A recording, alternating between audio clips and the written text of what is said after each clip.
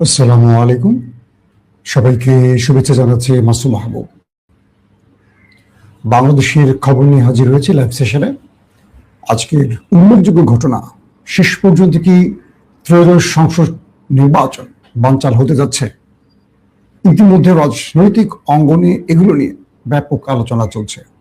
প্রতিটি চায়ের টেবিলে একই প্রশ্ন উঠে আসছে, নির্বাচন কি হবে? অন্যদিকে ইসির নিরপেক্ষতা নিয়ে প্রশ্ন উঠছে সব দলের মধ্যে। এই নির্বাচন কমিশন কি পারবে একটি ফ্রি ফেয়ার ইলেকশন করতে? পাশাপাশি জামায়াত এবং বিএনপি কোন বিভাগে কে কত আসন পেতে পারে, বিভিন্ন নিরপেক্ষ সংস্থার জরিপ কি বলছে, সেই জরিপের কিছু তথ্য তুলে ধরব। কে কোন বিভাগে কেমন ফলাফল করতে পারে বা কত আসন পেতে পারে। প্রথমে আমি আসি নির্বাচন কমিশন প্রসঙ্গে। সাম্প্রতিক দেখলাম ছাত্রদল নির্বাচন কমিশন ঘেরাও করে আন্দোলন করেছে। এরপর আমরা দেখলাম আমাদের জুলাই বিপ্লবের অন্যতম নেতা আসিফ মাহমুদ সজীব ভুইয়া, তিনি গণমাধ্যমকে স্পষ্ট করে বলেছেন যে প্রক্রিয়া নির্বাচন পক্ষপাতিত্বের দিকে যাচ্ছে, তাতে করে এনসিপি নির্বাচনে যাবে কিনা এটার পুনর্মূল্যায়ন করতে পারে, পুনর্বিবেচনা করতে পারে, অর্থাৎ তারা নির্বাচনে নাও যেতে পারে। এবং একইভাবে ইসির দিকে পক্ষপাতিত্বের অভিযোগ তুলেছে জামায়াত, পাশাপাশি বিএনপি। যদি ছোট্ট একটি ঘটনা দিয়ে উল্লেখ করতে চাই, গত রবিবার আমরা কি দেখলাম? নির্বাচন কমিশনে আপিল শুনানি চলছে।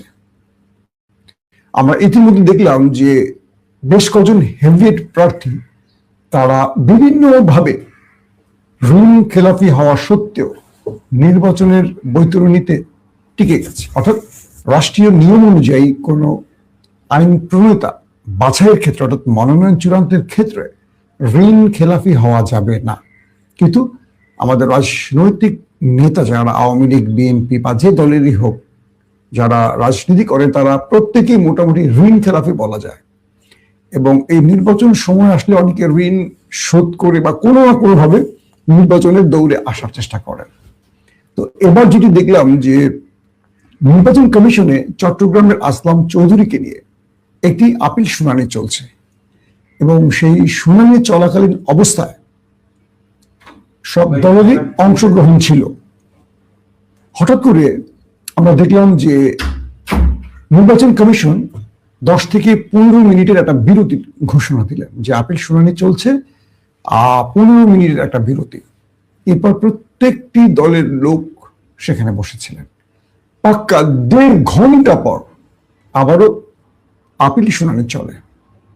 প্রথমে যে নির্বাচন কমিশন আসলাম চৌধুরীর মনোনয়ন বাতিল করলেন, অযোগ্য ঘোষণা করলেন, ঠিক বিরতির পর আমরা দেখলাম দুই বিচারপতির মধ্যে কানে ফিস করে কথা শেষে সেই প্রার্থীতা আবার পুনর্বহাল হয়ে গেল, টিকে গেল, বৈধতা পেয়ে গেল। প্রশ্ন হলো কি করে?